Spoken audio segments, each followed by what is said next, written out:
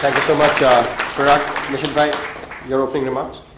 Yeah, quickly a few things. Very few things.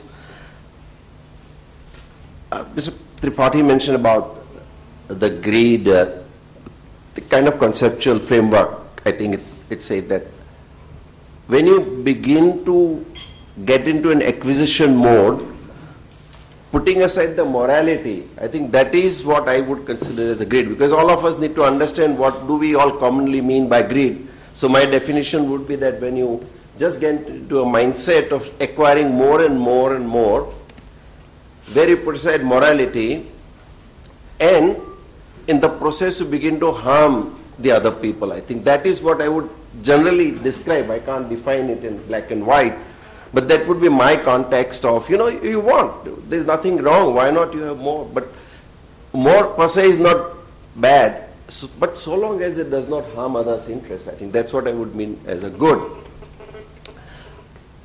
Actually, this process of great to good also began in my mind when I went through Harvard Business Review, I think early in 2011. That entire issue was devoted to one single question, and that was, is MBA a profession? Most of us would think that it is a profession.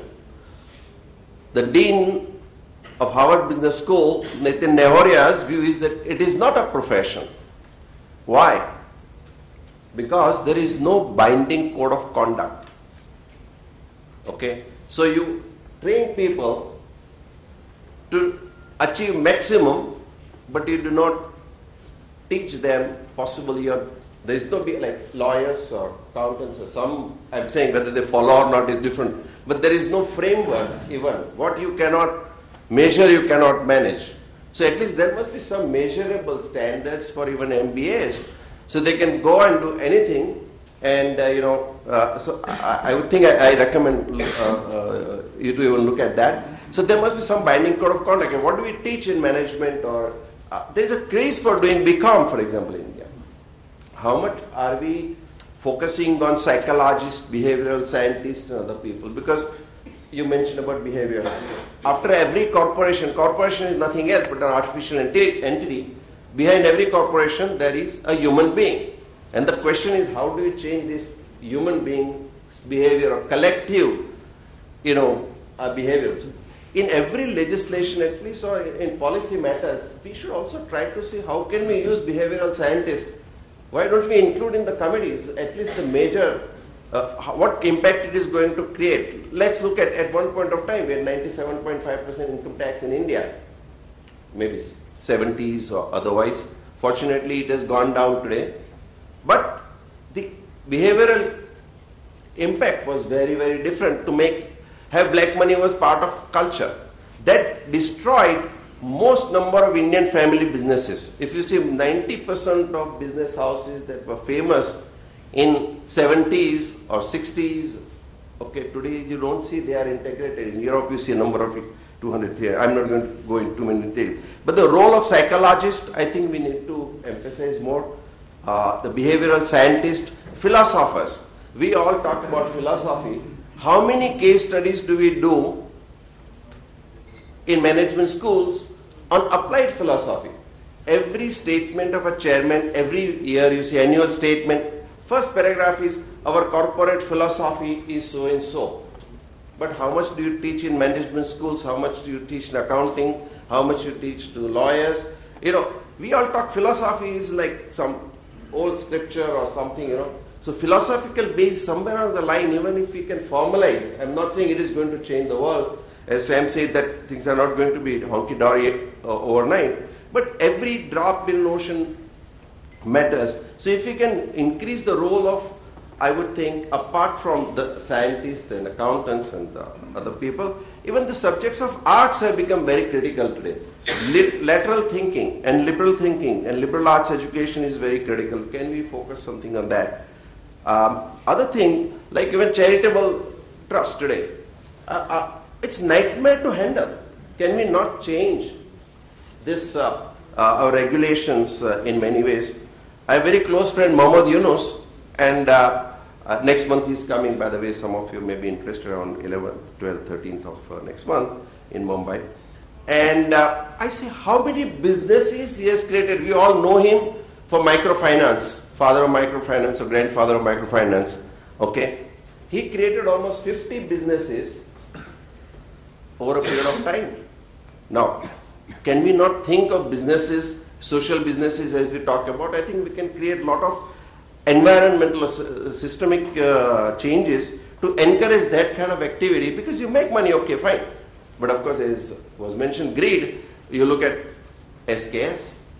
Suddenly so much of money was there, so whole attention went into making money out of microfinance, and how can I be rich overnight? So everybody wants to jump, you can make a lot of money, microfinance is a great thing, rather than focusing on what good it does to the society. I think that whole mindset began to change. I think other thing is, you just made mention of direct taxes code. Now, it's a good attempt to start with, but when I looked at the routine manner in which we bring legislation that are retroactive, I can understand.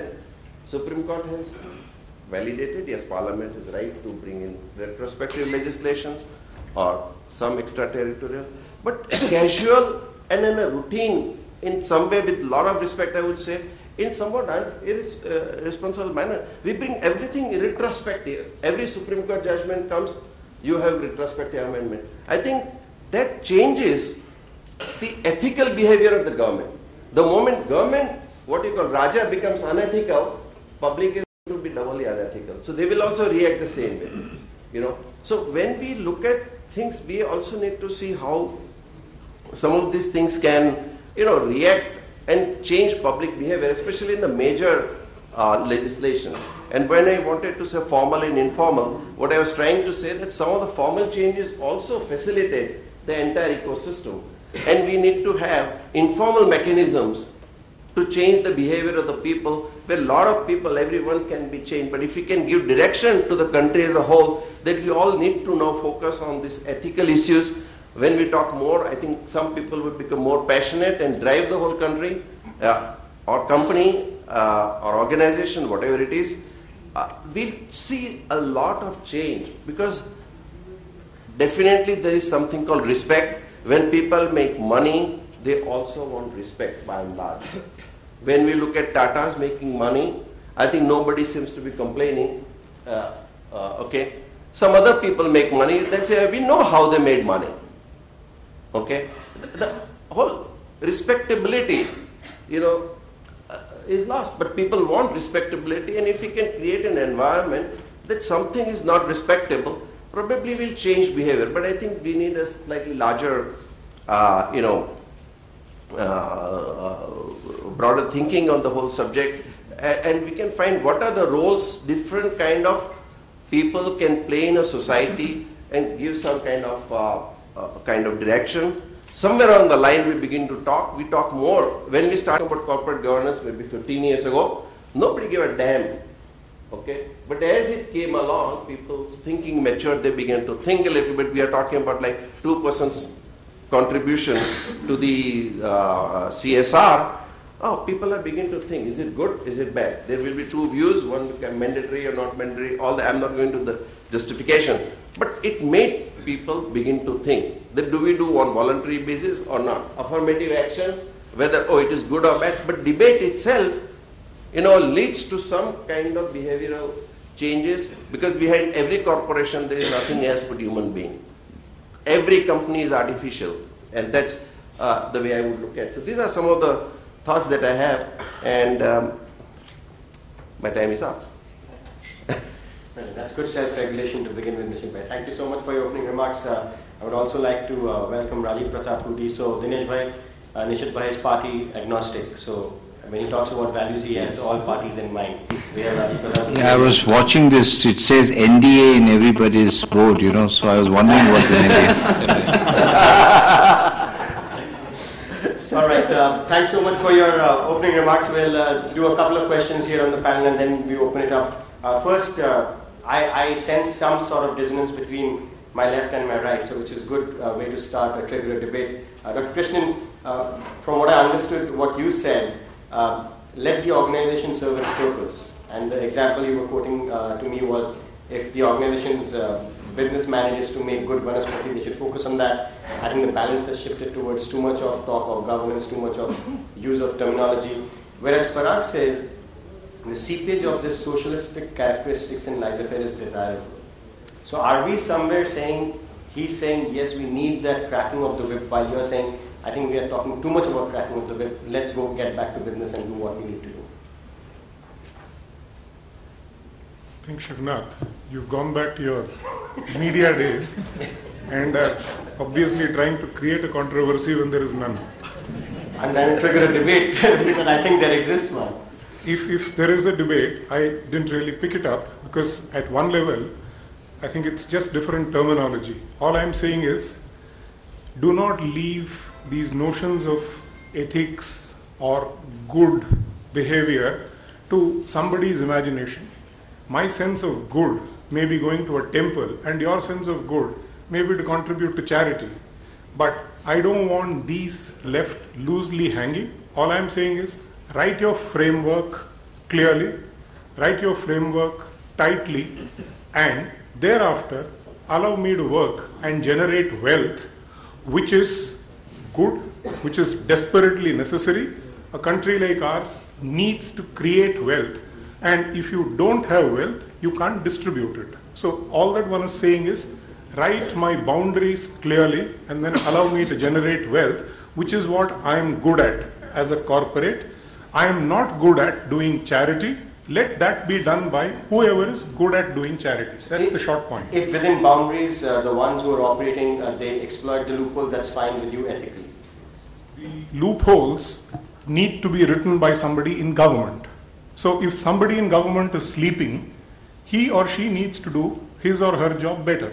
Loopholes are not, I may have lobbied for the loopholes, but you are government and you need to make sure that you write the law appropriately without loopholes. That will be my sort of... Parag, does this open up an avenue for repetitive interventions, like you said, the correction needed in society because the concept of laissez-faire as we knew did not work?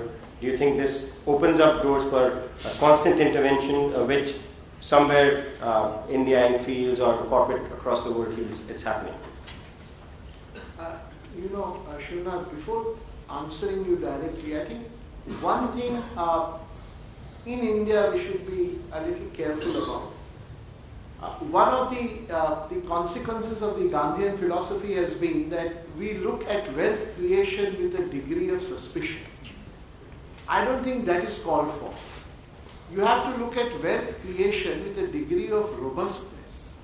That is, the focus in a laissez-faire economy, even though, as I said, steeped with certain socialistic principles, is creation of wealth. The focus of your legal mechanism has to be such that in that creation of wealth, there should be as large an area of stakeholders, including society and societal interests, which can be accommodated. So that is the real ballgame. You leave the individuals to perform the wealth maximization, but make it go through a route that it brings in greater inclusiveness of that group. So corporate social responsibility is one methodology, in my opinion, of achieving that goal. That's how I would put it. May I just add one small point very quickly? And I think I really agree with KPK that today we do not write our laws clearly. How can a citizen, whether individual or a corporate, decide its behavior except by reading the language of the law? If somebody is sitting in Assam or somebody is sitting in Chennai, and he has to comply with the law, he can only look at the language of the law. So what has happened is that we have become very casual in writing the laws. If we can improve quality of our drafting and also little more thinking before bringing a law, will make a lot of difference. Will make a lot of difference. And the difficulty is that today in almost all aspects of the corporate life or individual life, it has become extremely difficult to decide how should you behave. because I just have no clue. Okay, whether we look at FDI policy, whether we look at tax policy, whether we look at RBI, I have always been saying that Foreign Exchange Management Act, even preceded by FERA, has no right of appeal. Now, it's the most serious legislation in our country. There is no right of appeal. And when things are wrongly interpreted, you can't do anything about it. You just keep on waiting and there is no way who is going to resolve it. So you only have a remedy to go to by writ petition and get your resolution, no foreign company or Indian company, and the penalties are a little severe. Same thing, we are increasing penalties. We are increasing what I call discretions, and they are not coupled with accountability. And what is the definition of corruption? Corruption is discretion plus monopoly minus accountability. So every time you give a discretion to a bureaucrat or anyone, we have to examine how is it likely to be used. Number two, what is the accountability if it is abused? And today it is very difficult for an individual to either drag anyone to the court or otherwise. And there is some kind of a, I would say, kind of an exemption, because anything done in good faith, yes, that is a good thing that could be done. But it has become very difficult for anyone to decide any behavior, any action that you want to take. So I think it is important that we draft our regulations very carefully. That itself will also improve morality. And I think this is, and for example, the behavior of the people can be at least measured somewhere along the line, and then you can manage at least that much. We should be at minimum be doing. Nishith bhai, to quote the Honorable Justice, the way we've been citing Gandhi or our philosophers, you've talked about values. Is there a presumption that values in itself cannot be restored? It has to be guided by legal principles, because you cannot trust individual value system or ethical system because there is too much of dissonance in the system today. As I mentioned, I think we need both mechanisms, formal and informal, because one without other is useless. That's the way I look at it. So, for example, I may be free legally. I've seen a number of Jain families. Your surname is Jain, right? You are legally allowed to sell meat, okay? But, you think morally I don't want to do it. So you have another standard of morality. But legal standards do define that at least what is not legal, you are not supposed to be doing. So that is a measurable standard. And there are some standards which you will have on your own personal otherwise.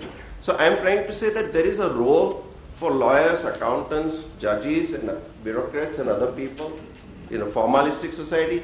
But there are other players, psychologists, behavioral scientists, philosophers, thinkers.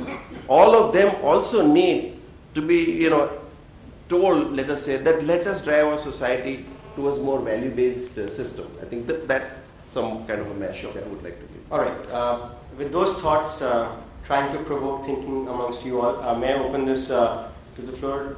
You want to have a first go at it? Yes. Directed to the individual. Yes, that's right. I have a question to Dr. K.P. Krishnan. Dr. Krishnan, you mentioned about Milton Friedman.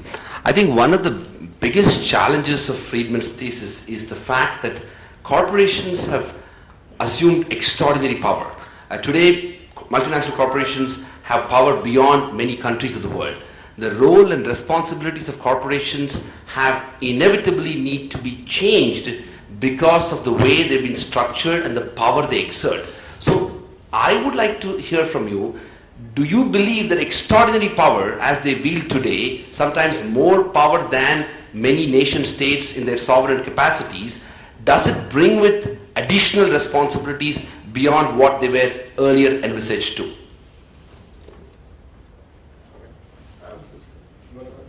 We'll take a couple of more so that we can answer them in bunch. Amongst the political class, do we have a question? Rajiv, do you want to, talk about values? Dinesh ji had a nice quip at the very start. I think you missed it, but... No, I didn't miss it. You got that? He said that when we talk about values, we still invite politicians. So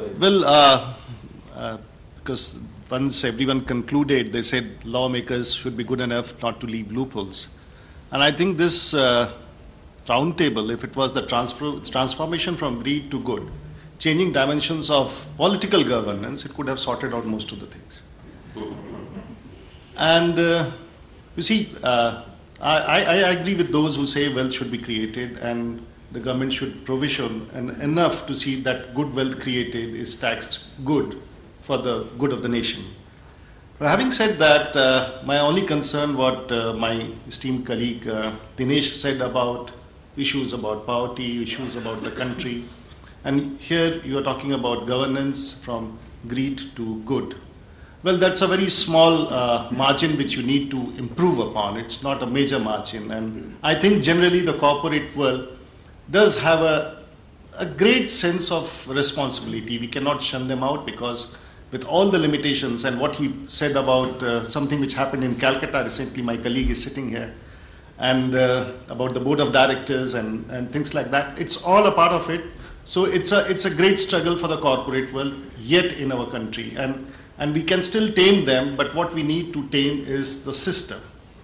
Now I'll just take a point here. When we say a system, we have a constitution which has been tom-tommed as very functional.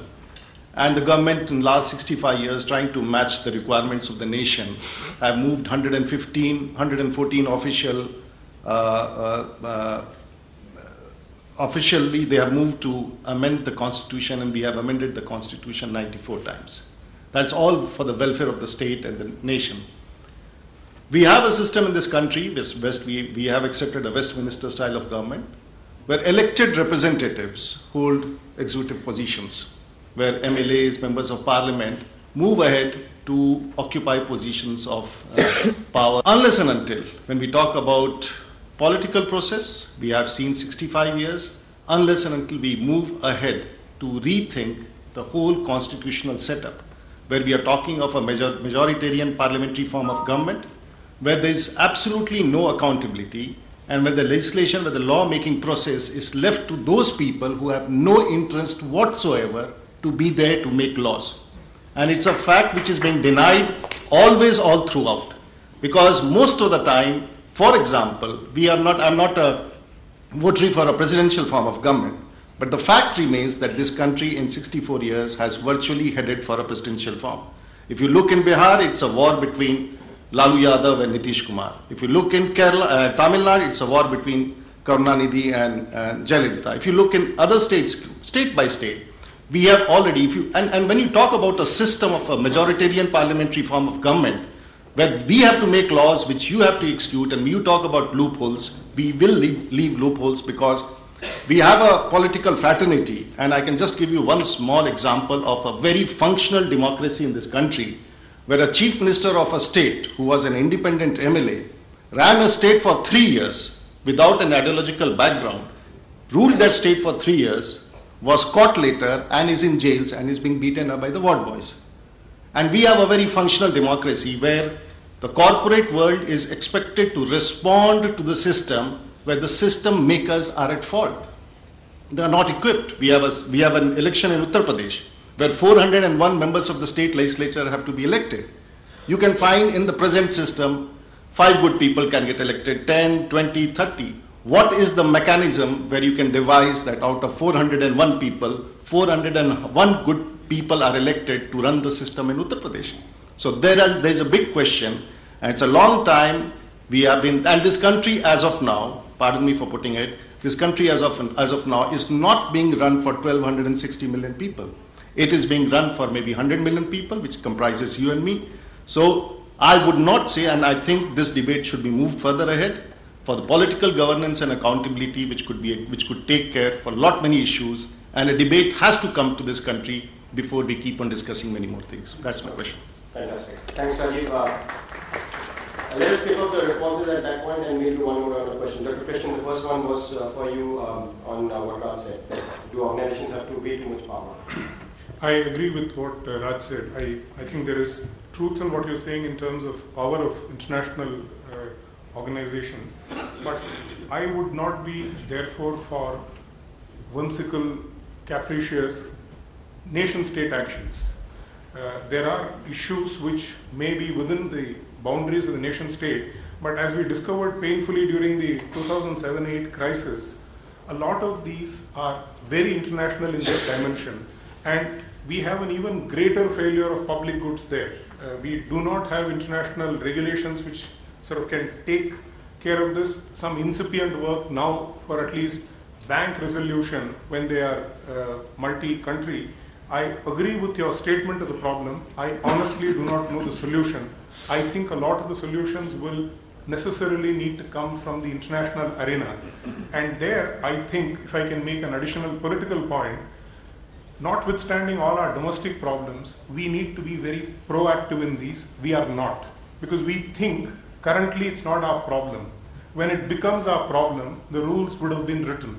So I think we need to be proactively be a part of this when the rules are getting written, because we are now getting invited, but we don't have the capacity. Honestly, the state does not have the capacity because these are very complex areas, and we don't have mechanisms to incorporate the kind of wisdom, for instance, a firm like Nishith, Desai or 10 other firms can bring. I think we need to develop mechanisms to incorporate their knowledge and go armed to write these rules.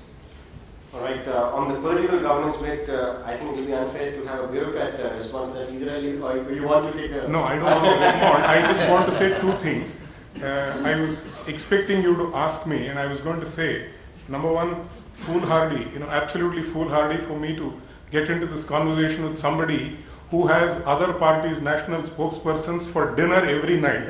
And I don't want to be his cookie for tea. But more important, notwithstanding my ancient looks, I have a number of years to go in government, and I don't want to take on a potential boss. So I leave it to Parag and Mrs. Anish. Parag, first you, what he's talking about, why are we restricting it? And of course, there will be a time when we have to avoid the issues Rajiv is raising. Are we at a position where we need to kickstart this? You don't need anybody else, a politician himself is in. Yeah, I think here's the point. As was said by a great American judge, every idea is an insight, and his idea is a fair degree of insight. And I think it is the way forward, and we have to build on it. There are no two ways to it. Nishith, right? No, I think much has been already said. And there are a number of actors in our society, including politicians and other people. I think, but in every segment there are good people, and they really are driving country in right direction in many ways. I think if we can converge and if we can think a little more, I think even their behavioral changes are needed. But once again, somehow or the other, I come back that we need to create some measurable standards for all actors by and large. How do we do it? It's different. Because then you can decide. Because in what objective criteria, I'm not saying everything can be objective, but we need some mechanism. And like today on directors, I think a point was made. For example, as a corporate lawyer, I had an opportunity to take companies like Infosys public in the US and ADR, Wipro, many other companies like that. I'm not a member of the board of directors of a single company. Only recently Singapore government invited me to sit on one of their companies. I was more comfortable to sit on that than in India. Now, what is driving me is I do not know, there is fear of unknown. I can understand there is always risk. But risk has become so large in India, and you don't know, like section 138, like checks and stuff. Can we not improve on some of those small things? Every addition will help us, because we want to help companies, we want to help them change corporate behavior. We can perhaps add, lot of value. Money is not the only criteria that we are looking for these days. But can we not change something? Otherwise, like as was mentioned about MRI, I was on the same day in Calcutta, incidentally. After a long time I went, and the same day this incident happened, which was sad. But every independent director, everybody is under arrest. How do you take a call on that? That's a good kind of sign that you do not be on many boards as independent directors. All right, one more round of questions. Yes, sir, right in the corner. If you could identify yourself. Yes, my name is Krishnan. Ethics is not sexy. Ethics, you mention at any corporate party, people will walk away from you. And first of all, I really want to congratulate Nishith for carrying this agenda for ethics and a value system. I'm blown away to be here and listening to this conversation. Anyhow, the question that I want to ask you is a twofold. Number one, the technology is like an unstoppable train. It's moving so fast beyond our awareness. Like the WikiLeaks could not have happened before 20 years ago. Is it possible that technology will find a way from greed to good somehow while it is kind of moving ahead? Question number one. Question number two, everybody talks about Gandhiji. I mean, Sam mentioned about the model, US model of consumerism, the consumption-based corporation that the whole world is following. Is there a place for trusteeship approach in a corporation, or is just the kind of a high ideas that we always kind of espouse? So I want to ask, this question is for anybody in the panel. Sure. Thank you. So we'll come back to it. So the good news is that we have some extra time because the next event is about cancelled. So you can write on what he said, ask many more questions. Yes, sir. Corporation that the whole world is following. Is there a place for trusteeship approach in a corporation, or is just the kind of a high ideas that we always kind of espouse? So I want to ask, this question is for anybody in the panel. Sure. Thank you. So we'll come back to it. So the good news is that we have some extra time because the next event is about cancelled. So you can write on what he said, ask many more questions. Yes, sir. Yeah, my name is Nandip Mehta. I'm from FICCI. What I'm trying to ask is, something which has not been discussed at all. I mean, whereas we have a good framework, we have good rules, but what happens if it goes into litigation? It takes years and years to resolve it. So I think judiciary system also needs to be improved, because if the decisions are made faster, it easier to enforce law. Otherwise, I know of companies, where informal discussions where they calculate that if at the end of 15 years I have to pay so much tax and so much of penalty, then I am spending so much money. And if I use that money in my business, I am going to earn much more than that. So you would rather go into litigation and not pay the taxes, knowingly. All right. So length of litigation. One more question, yes, sir. Vivek Katpalia from NDA, the law firm, not with Rajiv's coalition. But I want to echo what you said, Rajiv. I think my question would be, isn't it more important for the dimension of political governance, the system of government that India currently has, to undergo some sort of a change rather than focusing too much on the corporate world in India to undergo that change? Because from a number of articles and essays and things that I've read, it seems to me that what is pushing this country along in inclusive growth is actually what a bulk of the corporates are actually doing. There are obviously a few exceptions, and what is holding back the inclusive growth that we talk about is actually a failure of the political governance and the system of government that we have. So is it more important to look at that and rather than concentrate too much on the corporate governance? Let's get the response and then we can do one more round of questions. But if I can start the first one with you, is it possible that technology will lead the transformation of greed to good? The living example, I believe, is the UID scheme, where people think that once you take discretion away, corruption goes down and the kind of greed that is there in the system goes down. But from a legal perspective, is that where we are headed, and will that be the result eventually with technology? Look, one can't foresee how it will work out. But technology can surely be a way forward, but eventually it is the human element which will be, in my view, and has always been the decisive factor. So technology can only take you thus far, importantly, but beyond that it has to be the human element which will be decisive.